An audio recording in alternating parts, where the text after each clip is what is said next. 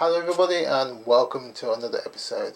Now if this is your first time to this channel, we welcome you and we would love for you to be a part of this channel. Press that like button, press that bell icon so you can be notified when there's a new video being uploaded. Also we'd love to hear your comments also.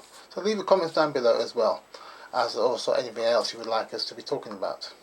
Now today I'm going to be talking about confidence. Now confidence can be a bit of a tricky thing to pin down and to know that you have it. So when do you know you have confidence? When do you know you have enough confidence to do something? And in some ways this can be an elusive thing, because understanding that you do have enough confidence in some ways answers itself straight away, but you never quite do, because you may be entering into something totally new to you and you may feel that you don't have enough confidence, or you may be experiencing something and still feel that you don't have enough confidence. I remember one of my adventures, and it was when I was learning to drive. When I started to drive my lessons, I had absolutely no confidence in how to drive, or even the functioning of putting it all together in my mind and then doing it. But the patience of my driving instructor, and I think many times when I got into his car, he must have dreaded me driving his car, because I'm sure that poor Clutch went through some excruciating, painful moments in that hour lesson. Because when you start something new, you may understand the theory of it, but when you put it together and live it in the real world, with real things happening around you all at the same time, it's sometimes a very different matter indeed. And you may suddenly feel that all your confidence suddenly vaporize, and you can't understand what's happened, and you're just trying to say, but I know this, I know how to do this, but yet you feel totally, in some way, totally deflated, and you're thinking, this should not be happening. So how do you really combat this? And this is a tricky, and this is the thing that where persistence is required, and this is where you need to push on through the pain and the ups and downs, and maybe more downs at first than ups, that you will eventually understand, and then you go, I can do this. But even then, you're never quite 100% sure that you will always nail it. Because the funny thing about confidence is that it changes. It morphs. Because when you be at week 1, for example, of the driving, you may be at a level 0, not even registering. By week 4, you may be hitting a level 1. By week or month 2, you may go for at a level 3. Then all of a sudden, at month 5, you move back down to a 1. And you may be thinking, why is this happening? I'm up and down. I should be always continually growing. One of the things is that you yourself is changing and you're adapting. You're learning to put all those different components together and finally come to a complete package. So as you learn one segment and you nail it down and you go, oh, I've got this, it bolts on to something new that you're learning, and that new element that you're learning may for a bit overshadow the element that you have already learnt, and you're thinking, this shouldn't be, it should be all the way around. But it's not always so, because the task that you're learning at that present moment may be some ways so overwhelming and so maybe so complex at first, you may be thinking, that you think you can't cope or handle it. And this is where a lot of people give up, because many times as I was driving, I felt I'm not going to get this. I don't understand how the gears work. And unfortunately, in some ways, I was able to learn in a manual car. So I had to learn various things about the gears, the clutch. I need to understand how the clutch and the brake come together in giving you that biting force of the clutch so you can hold the car on a hill, on the incline without using the handbrake. Those things I picked up and learned as I progressed through my lessons.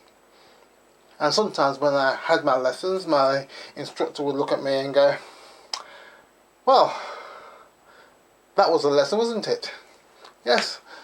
And I look at him rather deflatedly, or he would turn to me after one lesson I remember was quite bad and say, you're not getting it, are you? I go, no. Because I felt overwhelmed and I didn't feel a confidence to how the different things worked. But with persistency and practice, I was able to understand and put it all together. And even when the day of my test, my instructor said, you can be okay, you will pass it, I myself didn't have the confidence. But he had the confidence in me, knowing that what he had taught me, it would work and I would pass my test. And it's interesting, one of the things he said to me, he says, all you need to do is just relax. As you relax, everything will start to come together. And I did that. I knew everything, what he taught me, everything that he told me to be looking out for. I did what he said. Now, I couldn't do exactly everything because the times he had taught me, I was in a different environment, so I had to make the necessary adjustments, because one day it might have been sunny and the next day it might have been raining, or there might have been strong winds, or there might have been a car parked in a place that it shouldn't have been parked, or people crossing in front of me. So I had to make the necessary adjustments, and as I've done that, I was ready for the test. Now, thankfully the test went alright. I was, extremely nervous, tense, but I passed the test. Now, we go through this every single day, every week and anything that we are wanting to create, improve upon, we ourselves have to make the necessary adjustments, and so our confidence will grow. Now, can our confidence just grow overnight? Yes, it can. But there's going to be refinements along the way, because the more that we do it, we'll find that we can do things maybe in a more quicker, more efficient way. And so the more we do that, we feel even more confident, because you've learned something new that has been an advantageous, has worked to your advantage, and be advantageous in how you're applying it into an application. So this desire, this understanding of confidence works at many different levels, from the most basic to the most complex. But the thing is about it is it's very adaptable. Now, is there a level that you can be absolutely confident in everything? That's debatable, and I would say it all depends in what you're doing, because even the most experienced person in a field will at times feel they're not quite having that confidence, and it can be multiple things that could affect your confidence in a day. So you could be have a bad argument, coming to work late, so you're flustered. There can be various things. But one thing that I have seen that seems to help a lot is being able to relax in the moment of what you're doing. And to be able to trust yourself that what you are going to be doing is going to be good. You may not feel like it's good, right? But it will be good. So, again, this confidence is very subjective. You may think, okay, I'm going to make a video. I'm going to put something out on the web. Share my knowledge, my experience, and everything. The day that you do your video, everything seems to be going wrong. You do the video, you see the playback, and you think, oh, this is absolutely terrible. But you still put it out there. So there's some level of confidence there straight away. People start to see what you've done, and they think, oh, that's pretty good. You get some feedback, and people said, that what you did was great, it really helped me. But you yourself thinking, but I didn't feel it. I didn't feel the confidence, I didn't feel the magic, but it was what you were doing, and at the level that you're doing it, it was good enough, and people saw and felt what you were doing. So don't over analyze everything that you're doing. Put the work out. Have confidence in what you have learnt, and with it your confidence will grow.